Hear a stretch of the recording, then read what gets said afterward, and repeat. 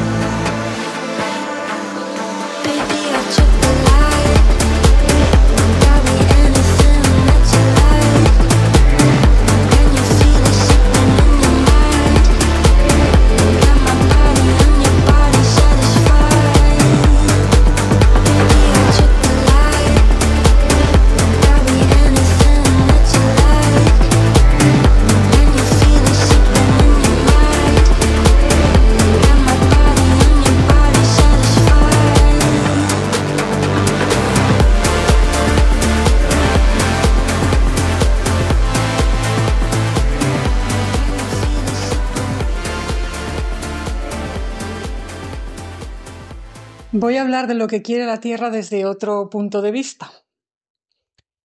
Porque, a ver, esta pregunta yo es que la he hecho muchas veces.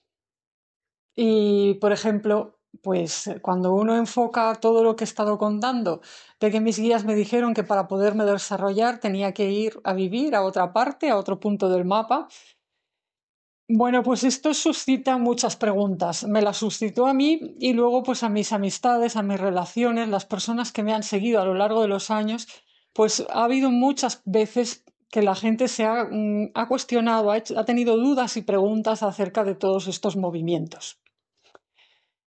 O sea, muchas veces se me ha preguntado, ¿pero realmente es necesario cambiar de lugar para desarrollar la propia vocación del alma, para desarrollarse?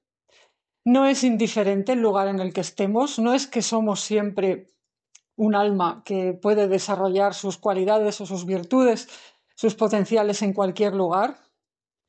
Y además, muchas veces también se ha cuestionado el término misión del alma, vocación o cosas así. Hay mucha confusión con todo esto. Hay mucha confusión y veo que tengo que hablar de ello. No puedo avanzar en el tema sin añadir cuestiones acerca de esto, porque, a ver, es que volver a la Tierra, regresar a la Tierra, tiene que ver con encarnarse más y más, es decir, con ser más y más cuerpo, ser más y más persona, ser más y más materia. Entonces, en esta etapa de clases en las que hablo de volver a la Tierra, de regresar a la Tierra, es decir, de entrar más y más en lo que es la vida material, es inevitable hablar de estas cuestiones. ¿Por qué? Pues porque parte de la enseñanza que yo he recibido precisamente es que no hay modo de encarnarse sin entrar en una perspectiva en la que hay que concretar. O sea, encarnarse es concretarse. Esta es una gran frase que se me ha repetido un montón de veces. Cuando un alma decide encarnarse, decide concretarse. En el mundo más elevado, o yo qué sé, en esos mundos de la mente, de la energía, hay muchas posibilidades. Y realmente somos muy extensos. Esto que se habla ahora, ¿no? De los campos de energía y no sé qué. Bueno, sí, tenemos partes del ser que son muy extensas y son partes donde hay muchas posibilidades.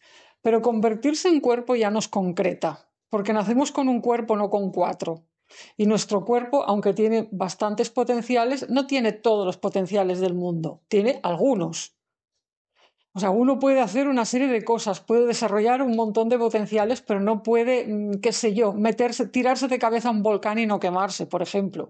Hay una serie de límites que cumplen para todos los cuerpos. Y luego, además, están los límites de cada cuerpo en concreto. O sea, tú tienes tu cuerpo, no tienes el cuerpo de tu hermana o de tu hermano. Ahí hasta los genes marcan una serie de cosas. Hay cosas que son como son. Cada hijo se desarrolla con una forma y no, pues la carita de tu hija Clarita no tiene, o sea, que ver con la carita de la hija de tu vecina Manuelita. No sé cómo decir. Es que somos diferentes. Y esto es la gracia de encarnarse, es concretarse. ¿Para qué? No para fastidiarnos, no para meternos en una cárcel, no para castigarnos. Es para que haya diversidad y para experimentar la existencia en formas diversas, para que haya interacción, para que haya, pues eso, movimiento entre partes diferentes de las cosas, para que haya una actividad, Bueno, la vida es movimiento y si no, ¿qué? O sea, es como esto es la vida terrenal. Tú miras un paisaje donde está todo vivo y todo se mueve. Hasta dentro del interior de las plantas hay movimiento. Bueno, pues no puede haber movimiento si no hay diferencias, si no hay diversidad. Donde todo es uno y no hay cosas diferenciadas, no hay movimiento. No sé si me explico o estoy quedando ya muy metafísica. En fin, bueno, que estos temas es que darían para mucho, para mucho, para mucho. Y claro, pues tampoco me puedo extender ahora hablando de las razones de la existencia de la diversidad y no sé qué, porque bueno, además, pues, bueno, que no quiero hacer vídeos largos y que además yo quería hablar de cosas que quiere la Tierra, más cosas que quiere la Tierra, porque en la clase 34 he dicho que la Tierra me explicó hace unos años que estaba llamando a sus hijos a cada uno de los lugares donde las personas pues podían hacer un punto de diferencia en el cuidado de la tierra, en ayudar en ciertos temas, etcétera. Pero hay más cosas que la tierra me ha dicho que quiere. Y esto es de lo que quiero hablar hoy, ¿vale? Lo que pasa es que, claro, pues me doy cuenta que tocar estos temas revuelve un montón de cuestiones en la gente porque me vienen a la memoria pues todas las cosas que a lo largo de estos 20 años pues me han ido llegando de otras personas y de mí misma, mis propias dudas, ¿no? Que he tenido mis propios diálogos con la tierra y con mis guías. Entonces, a ver, la pregunta, ¿es verdad que existen misiones del alma o todo eso es un cuento, una mitología o una especie de dogma que se nos trata de imponer para dirigirnos o para limitarnos? O para, yo qué sé, para que asumamos mandatos de vete a saber quién y nos pongamos a obedecer órdenes como robots. Bueno, esta pregunta yo la he realizado, ¿vale? No me voy a poner ahora a entrar en debates de qué religiones dicen que tenemos misión del alma, cuáles no, qué corrientes espirituales. Bueno, eso es muy extenso. Si alguien lo quiere investigar, Internet es grande. Y los libros y las bibliotecas también. Yo solo voy a decir que a mí se me ha enseñado que sí, existen las misiones del alma, pero cuando he preguntado ¿y cuáles son las misiones del alma? ¿Cómo es mi misión del alma? Bueno, una respuesta que me han dado los guías, no una vez, sino muchas, inclusive la Tierra, y por eso la traigo aquí, es que la raíz o la cuestión más esencial, el kit más grande de la misión del alma tiene que ver con el ser. ¡Ja! Es decir, venimos a desarrollar dones, particularidades y virtudes. Esa es la gran misión del alma de cada uno. La gran misión del alma que Dios quiere para ti es que llegues a ser lo que tienes que llegar a ser idealmente. para que se entienda mejor, dicho en lenguaje de la abuelita tierra, si rompes el cascarón y eres un patito, tu misión del alma es ser patito y hacer lo que los patitos hacen. Si rompes el cascarón y resulta que eres cigüeña, bueno, pues tienes que hacer de cigüeña. Entonces, bueno, ahora voy a tomar el cuento del patito feo. Si rompes el cascarón y resulta que eres cisne, pues tienes que ser cisne. Los problemas vienen cuando, por X razones, tú eres cisne potencialmente, todavía no lo sabes y encima estás en un contexto donde se te está tratando de dirigir hacia el pato. Me explico, ahí surge el sufrimiento. El cuento realmente es que es muy adecuado. Mis guías lo han utilizado un montón de veces para hablarme de cuestiones mías y de otras personas. Es decir, no es que el mundo se divida en patos y cisnes, es que el mundo está lleno de diversidad de almas que son formas diversas comparables con el mundo animal, por poner una metáfora.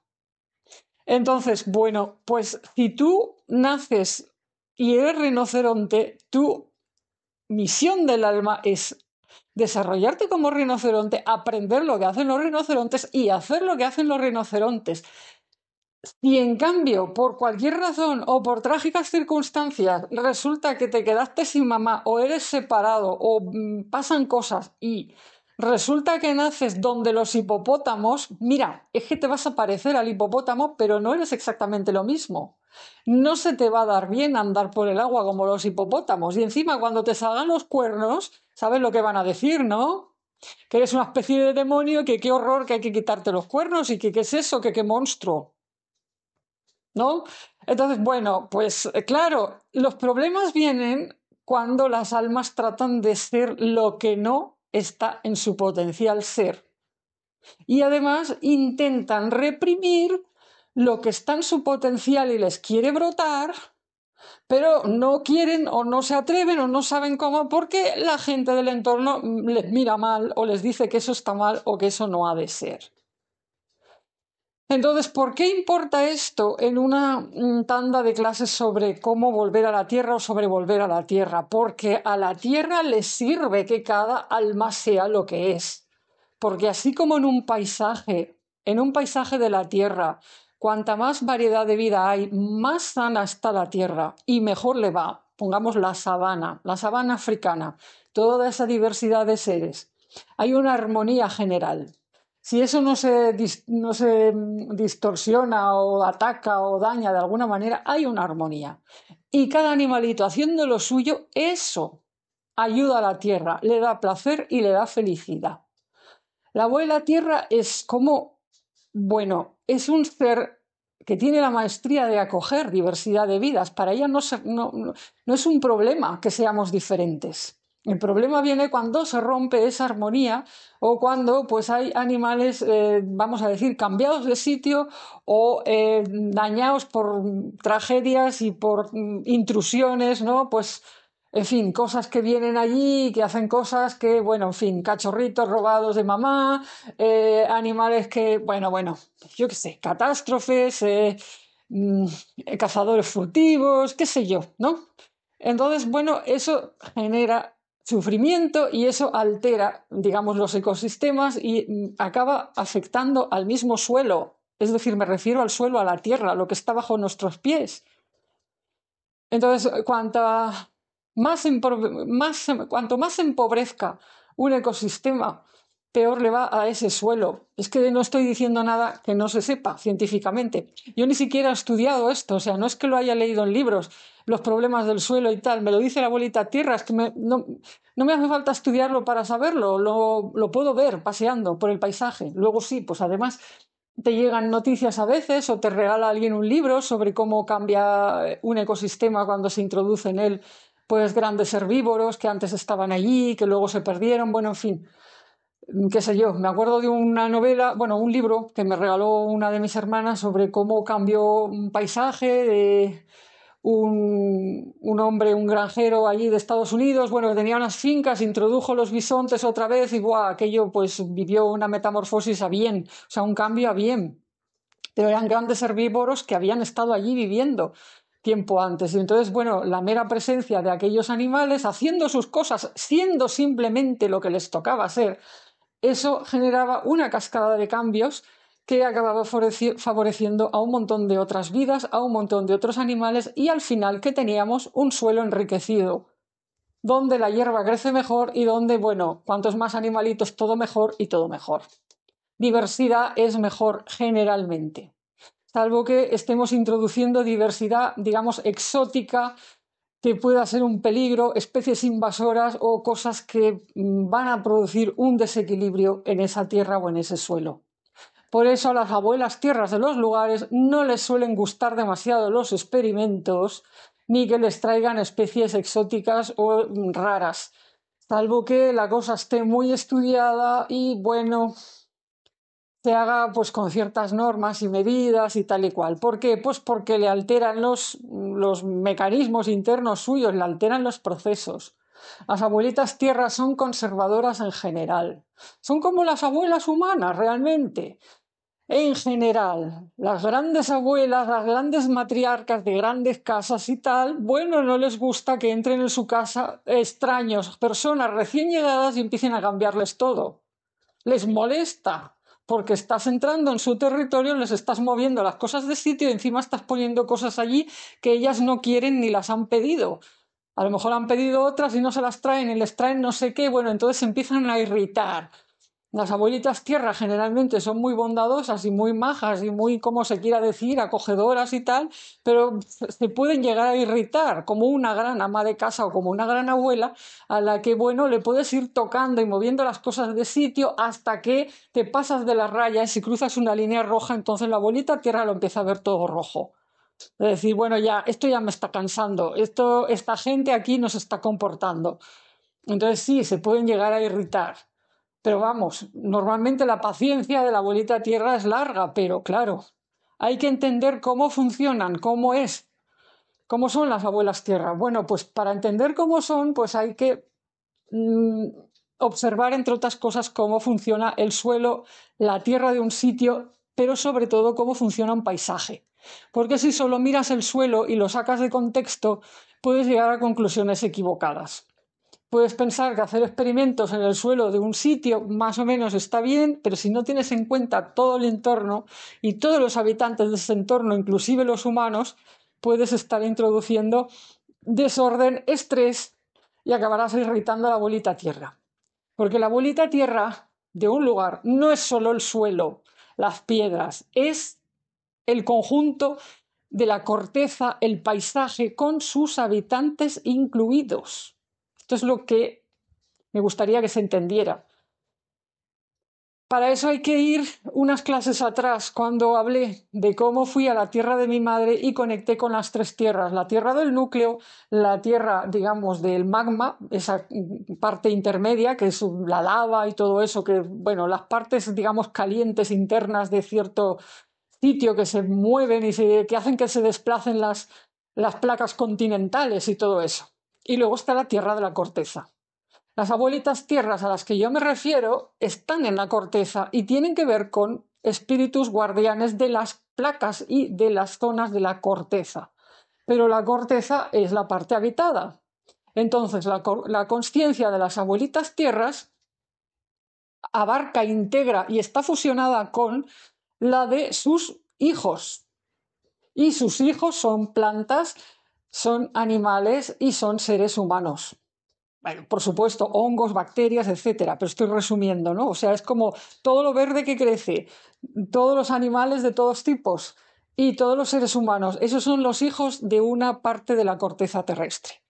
Entonces, para no irritar a la abuela tierra de una parte de la corteza terrestre, no solamente tienes que mirar a ver qué es lo que haces con el suelo y con las piedras, tienes que tener en cuenta lo que les pase a los habitantes de esa parte de la corteza terrestre en relación a tu acción allí. Bueno, que vuelvo a la idea que quería transmitir, que la esencia de la misión del alma es llegar a ser lo que uno es. Porque si uno llega a ser digamos, por hacer una metáfora, el animal que es o la planta que es, porque esto se puede comparar también con plantas. O sea que si tú eres un almendro y te desarrollas como almendro y das almendras, pues eso a la bolita tierra le hace muy feliz y le ayuda. Pero si eres una palmera y te desarrollas como palmera y das dátiles, pues lo mismo. Si eres un helecho y haces vida de helecho y tapizas el sotobosque con helechos, pues la tierra feliz. Si eres un cactus y creces por ahí, pues también. O sea, es que cada alma tiene que llegar a ser lo que es.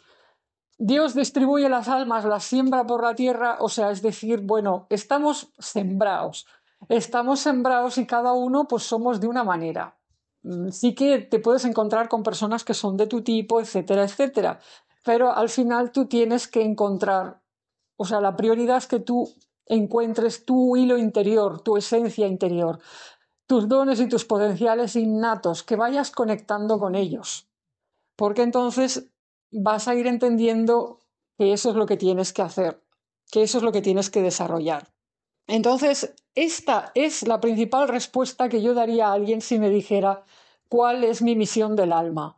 Tu misión del alma la tienes que descubrir, pero la tienes que descubrir dándote cuenta de que tiene más que ver con el ser que con el hacer. Es decir, el hacer es muy importante, pero el hacer adecuado surge después de comprender quién se es o cómo es que los potenciales y los dones quieren salir a través de uno. O sea, es que te empiezan a brotar los potenciales y tú tienes que seguirlos. A nosotros, como alma, incluso aunque nadie nos haya enseñado, porque no tengamos a nuestra, digamos, a la madre de nuestra alma delante para decirnos, mira, eres esto, hay una serie de cosas, de impulsos y de instintos que nos van a llegar a salir. Se trata de irse conociendo, se trata de irse dando cuenta de qué es lo que pugna por salir por nosotros. Entonces, bueno, yo estoy dejando ahora pistas, porque introducir este concepto, simplemente el concepto de misión del alma, entendido como el desarrollo del ser concreto, particular que somos, esto ya es bastante. O sea, ya es más de lo que a veces se encuentra por ahí. O sea, que tú, por ejemplo, llegues a entender que si tú naciste como un alma pájaro, o sea, que puedas llegar a descubrir qué tipo de pájaro eres, que no eres todos los pájaros en general. Eso ya es mucho. O sea, es avanzar, a mi entender, ¿eh? Por lo menos a mí me ha ayudado. Es decir, bueno, incluso aunque algunos te digan, y es verdad, puedes tener diferentes facetas según, puedes tener diferentes pájaros del alma, diferentes animales, digamos, totémicos o animales del alma, ¿no? Y a veces pues tienes un cuervo y a veces tienes una cigüeña y a veces tienes, qué sé yo, una palomita blanca que hace no sé qué. Bueno, vale, pero no eres todo. O sea, todo no, porque nadie es todo.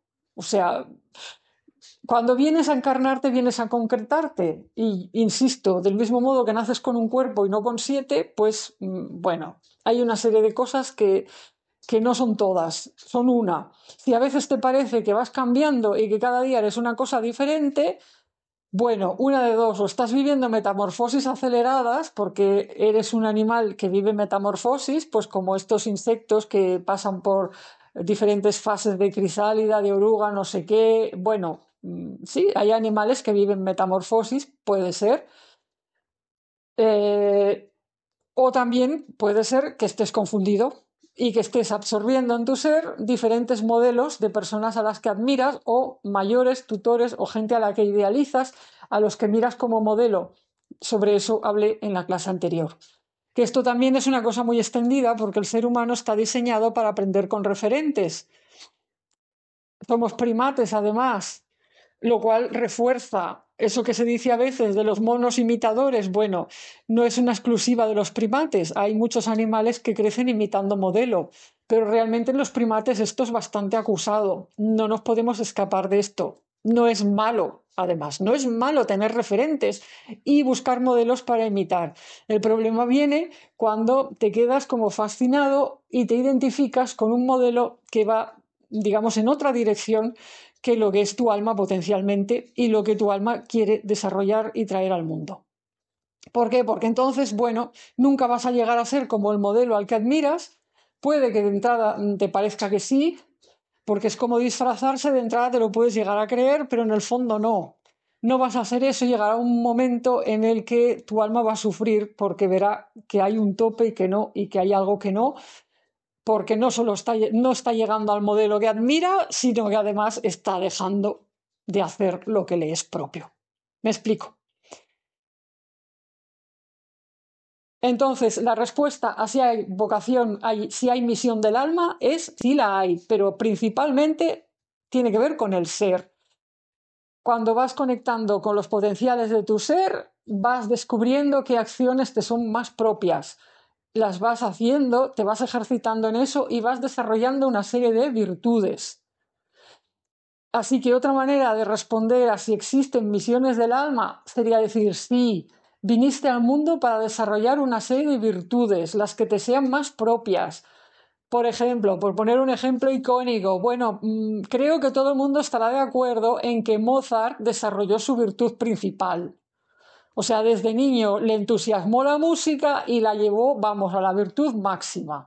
Al día de hoy todavía la gente admira a Mozart, escucha su música y le sirve. Es decir, Beethoven, qué sé yo, Miguel Ángel el artista.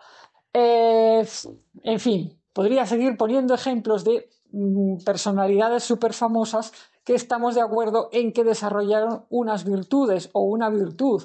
Podría ponerme a hablar también de santos, de místicos, pero estoy hablando en general, porque no es que la misión del alma tenga que ser todo el mismo modelo de ser santos, ser místicos.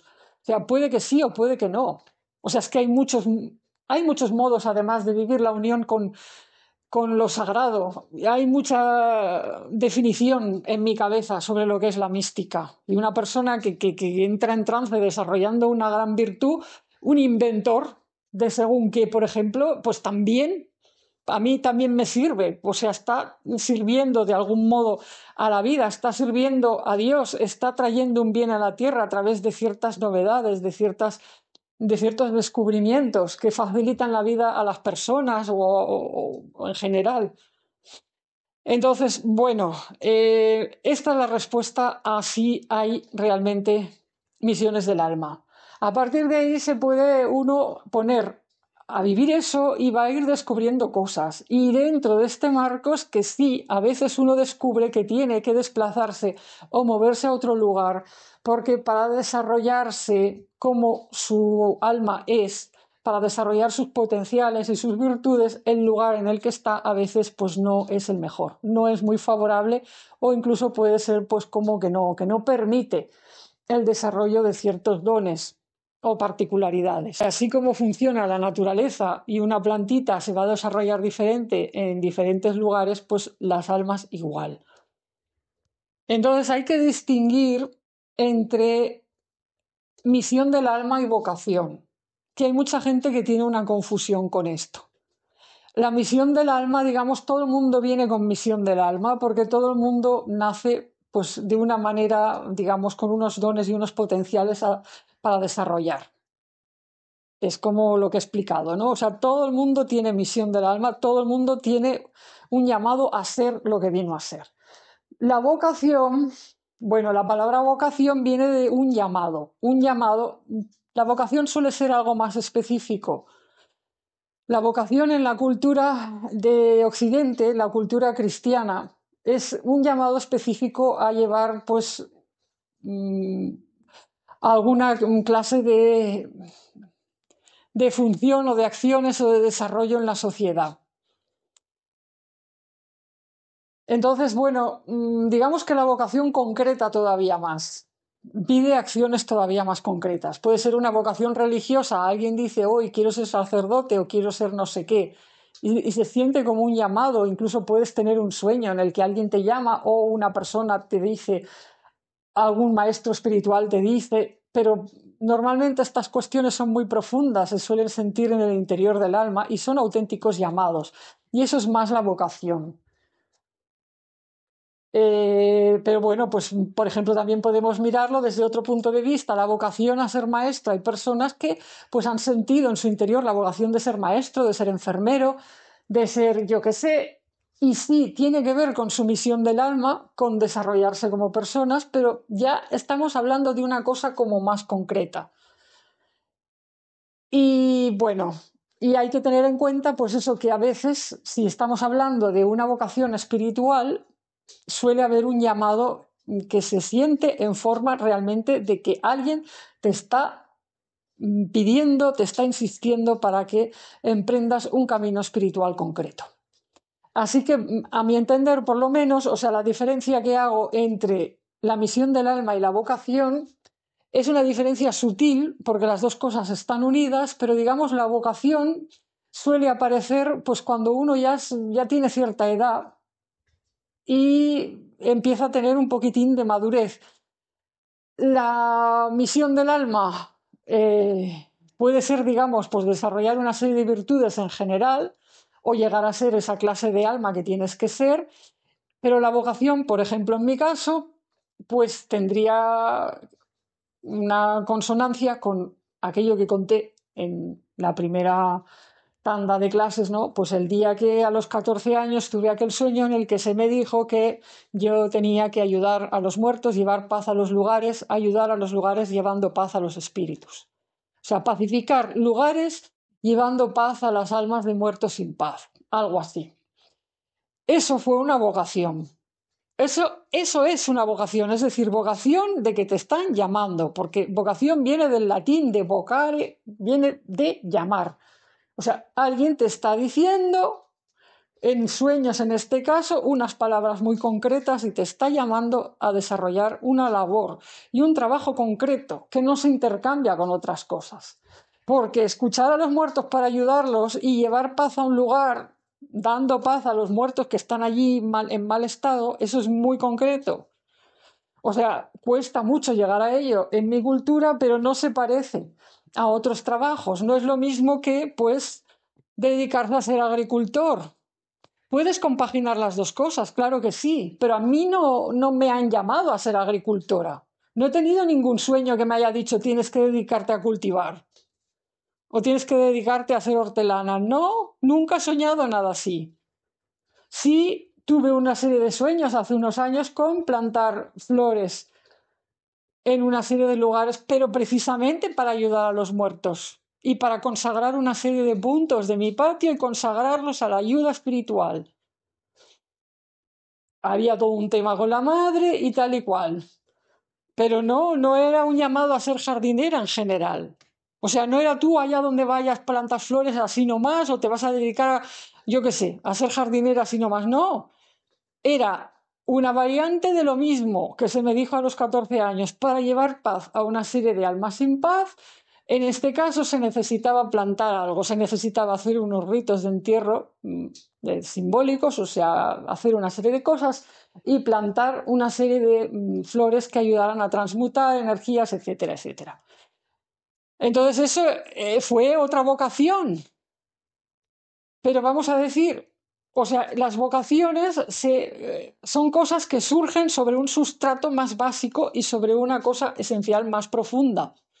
Si por cualquier razón yo estuviera impedida de plantar esas cosas, cuidar esos rincones de muertitos, o yo qué sé, o de ayudar a los muertos de esta manera o de aquella otra, se buscaría otra manera. La vocación, digamos, puede adoptar formas diferentes, aunque el trabajo de fondo sea el mismo. En fin, bueno, no sé si estoy trayendo claridad o confusión, espero que se entienda un poco, pero quería comentar estas cosas antes de seguir, pues porque si no, ¿cómo dice la gente? ¿Cómo pueden volver a la Tierra? Bueno, pues pueden volver a la Tierra aceptando su misión del alma, o sea, diciendo, vale, la quiero descubrir, quiero ser lo que yo vine a ser, porque eso le va a ayudar a la Tierra. Y, vale, estoy hablando mucho del mundo rural y de la naturaleza, porque es donde yo vivo, pero pues en la ciudad exactamente igual, porque tú en la ciudad, ¿qué te piensas? ¿Que no hay una abuela tierra? Pues sí, por supuesto. Yo con la abuela tierra de Barcelona, por ejemplo, pues he hablado. Ahora, pues la abuela tierra de Barcelona no se parece a la abuela tierra del Teleno. Es que ni en su aspecto. La abuela tierra de Barcelona es muy moderna. No lleva ni pañoleta negra ni nada. Va pues como una abuela moderna. Y también lo que me pidió la abuela tierra de Barcelona bueno, hubo una etapa de mi vida en la que me estuve planteando volver allí por X razones. Y ella me dijo, si vienes aquí, lo que quiero que hagas es que ayudes con el tema de las basuras. ¡Ah! Vaya tema me llegó a decir. Bueno, claro, la perspectiva de la abuela tierra de Barcelona, ¿quién la escucha? Pues resulta que el mayor problema y las mayores cosas que se acumulan en una ciudad básicamente son desperdicios. Entonces, bueno, hay una falta enorme de trabajo energético inclusive con la gestión de residuos. Y ella pues estaba allí, bueno, en fin, que ya no sabía ni qué hacer con tanto. Es residuos de todo tipo, por supuesto, porque en una ciudad la tarea con los muertos ni te cuento. O sea, yo ahora vivo en un pueblo, pues en un pueblo hay muertos, pero vale, relativamente pocos. O sea, se llevan más o menos al día, porque además aquí la gente los tiene en casa, los muertos de su familia, o en el cementerio, más o menos la cosa ahora más o menos está bastante bien en este pueblo. Bastante bien, salvo que te metas en casa ajena a hurgar donde no debes. Pero está bastante bien. Pero en la ciudad es espantoso. Bueno, espantoso, con perdón, pero quiero decir, las ciudades están, bueno, 300 veces más dominadas por energías de muertos que los pueblos, aunque la gente piense que no. ¿Por qué? Pues porque hay muchísima más población y porque aunque haya mucha gente pues que intente hacer las cosas bien y tal, bueno, hay infinidad de situaciones y personas que lo pasan mal, que mueren solas o que no nadie reza por ellas, bueno, gente que está en tránsito. Bueno, las ciudades es otro tema. Por eso, pues el gran llamado de la abuelita tierra de Barcelona era, ¡ay, haz algo con los residuos! En fin, bueno, es muy desmitificador, lo sé, porque claro, eh, la apariencia de las cosas a veces es diferente. Pero así lo viví yo, pues eso, al mismo tiempo, pues era una abuela moderna, o sea, te conduce hacia la modernidad, lógicamente, porque, bueno, es que tiene que ver, como ya he dicho, las abuelas tierras tienen mucho que ver con todo lo que sucede en esa parte del mapa, lo que vive en su superficie. Ahora, si te pones a hacer arqueología en Barcelona, pues te vas a encontrar ahí de todo, claro, te van a salir muertos según donde te vayas a vivir, bueno, te vas a encontrar muertos de todas las épocas, porque hay de todo allí. Claro, yo pues conecté con una abuela tierra que se movía por un barrio bastante moderno, digamos, no estaba en la zona más antigua. En la zona más antigua, pues incluso pues tendríamos que hablar de cosas diferentes. Hay guardianes en cada zona y luego pues hay subguardianes que tienen que ver con las diferentes zonas de una misma ciudad o de barrios. O sea, está todo organizado en el más allá. Vamos a decirlo así, todo está organizado. Entonces, bueno, pues yo, bueno, lo comento esto ahora simplemente pues para que la gente tenga claro que no estoy queriendo decir que si no te vas a vivir a un pueblo no puedes ayudar a la tierra, claro que sí, pero bueno, en cada sitio, en cada ciudad, pues te pueden pedir cosas diferentes. Y a lo mejor pues va otra persona a Barcelona y le piden otra cosa porque por su característica del alma, a lo mejor la abuela tierra de allí le pide otra cosa. El ejemplo que he puesto varias veces en estas clases, pues si tu vocación, si tu misión del alma tiene que ver con la medicina, con la compasión hacia el enfermo y todo eso, bueno, pues probablemente si vas a una ciudad, pues la abuela tierra de allí te diga, bueno, yo te ayudaré para que aquí puedas atender pacientes, para que puedas ayudar a la gente a sanarse. Y así todo, ¿no? ¿Me explico? En fin, bueno, lo voy a dejar aquí porque no quería hacer una clase muy larga, sino solo hacer una serie de comentarios. Al final me ha alargado mucho. Pero espero que todo esto pues vaya sirviendo para ir entendiendo cómo es esto de encarnarse, concretarse, volver a la tierra y ayudar a la tierra. ¿Y cómo es esto de que la tierra quiere cosas de nosotros? Claro que quiere, que seamos lo que somos.